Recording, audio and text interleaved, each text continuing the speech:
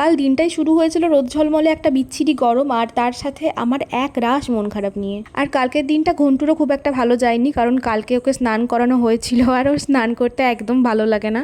তো স্নান টান করার পরে পাঁচু রোদে দিয়ে সুন্দর করে ঘুমোচ্ছিল আমার বিছানায়। এরপর আমি ব্রেকফাস্টটা কমপ্লিট করে নিয়েছিলাম, আর ব্রেকফাস্ট করেছিলাম পাকা আম দিয়ে। তারপর কাজ নিয়ে বসেছিলাম, মানে কটা ক্যালিগ্রাফি ছিল, আর এই ছবিটা কালকে এঁকেছিলাম, যেটা কালকে পোস্টও করে দিয়েছি। তোমরা যারা ইনস্টাগ্রামে আমায় ফলো করো তারা দেখেওছো অলরেডি। আর এর সাথে একটা সুন্দর কবিতা লিখে পোস্ট করেছিলাম, যেটা আমার নিজের লেখা। মাঝে মধ্যে না এরকম এক একটা দিন আসে যেদিন কিচ্ছু করতে ইচ্ছে করে না, না খেতে ইচ্ছে করে না, ঘুমোতে ইচ্ছে করে না, কাজ করতে ইচ্ছে করে।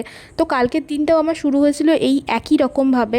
আমি না বুঝতে পারছিলাম না কেন আমার এত মন খারাপ করছে, কি হয়েছে না হয়েছে আমার মাথায় কিচ্ছু ঢুকছিল না, কিন্তু জাস্ট কালকের দিনটাও সেরকমভাবেই শুরু হয়েছিল। আর গোটা দিন আমার মন খারাপ ছিল, আমার এত বেশি ডিপ্রেশন হচ্ছিল কি বলবো। তারপর দুপুরে লাঞ্চটা করে নিয়েছিলাম শুধুমাত্র একটু ওই টক দই দিয়ে, তারপর ঘুমিয়ে গেছিলাম। তারপর যখন ঘুম থেকে উঠলাম, মানে বিকেল বেলায় মা কতগুলো কটনের পিস আমাকে এনে দিয়েছিল, সেগুলোই দেখাচ্ছিল। আর এই পিসগুলো দিয়ে আমি কুর্তি বানাবো, আর যার মধ্যে ব্রাউনের ওপর এই পিসটাই অলরেডি আমার একটা কুর্তি আছে, যেটা মা আমাকে বানিয়ে দিয়েছিল। আর এই সেম ডিজাইনে আমার বোনকেও একটা বানিয়ে দিয়েছে, সেটাই আমাকে দেখাচ্ছিল।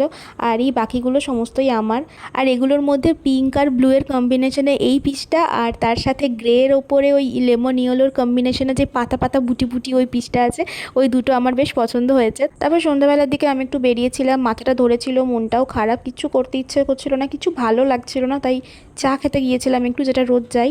আর এই যে কালকে যে কুর্তিটা পরেছিলাম, এটাও আমাকে মাই বানিয়ে দিয়েছে, এটা পুজোর সময় বানিয়ে দিয়েছে। ছোটবেলা থেকেই আমি আর আমার বোন মায়ের হাতে বানানো বিভিন্ন রকমের কুর্তি, ফ্রক এইসব পরে অভ্যস্ত, যার জন্য আমরা খুব একটা বেশি কুর্তি বা ফ্রক টাইপের যেগুলো পরি সেগুলো কিনি না, সবটাই মাই বানিয়ে দেয়। আর অভ্যেসটাও এমন হয়ে গেছে যে রেডিমেড কোনো জিনিস কিনতেও ইচ্ছে করে না। তারপর আমি আর আমার একটা বন্ধু মিলে গিয়েছিলাম চায়ের দোকানে, বাট তার আগে গিয়েছিলাম পাম্পে, কারণ চায়ের দোকানে যাওয়ার আগে পাম্পে না গেলে কাল আমাদের ক্যালোরি বার্ন করতে হতো গাড়ি ঠেলে। আর এই গরমে গাড়ি ঠেলতে হলে এতক্ষণ আমি মনে হয় পাগল হয়ে রাস্তায় ঘুরতাম, যার জন্য পাম্পে গেছিলাম ফার্স্টে, আর তারপরে গিয়েছিলাম চায়ের দোকানে। আর লাস্ট কদিন ধরে আমি বেশ মজায় মজায় দুধ চা খেয়েছি, কারণ রোজ রোজ আমার তেতো চা আর কফি খেতে ভালো লাগছিল না।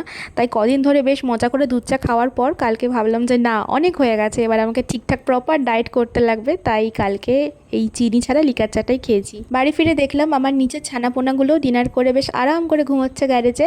আর ঘন্টুর খাবারটা মা প্রিপেয়ার করছিল, ঘন্টু খেয়েছিল দুধ আর রুটি। তারপর আমি এখানে আমার ডিনারটা বানিয়ে নিচ্ছিলাম। কালকে বানিয়েছিলাম এই ফ্রাইড চিকেনটা, যেটা হেলদির সাথে কিন্তু টেস্টিও। আর এই রেসিপিটা কিন্তু খুব শিগগিরই শেয়ার করছি আমি তোমাদের সাথে।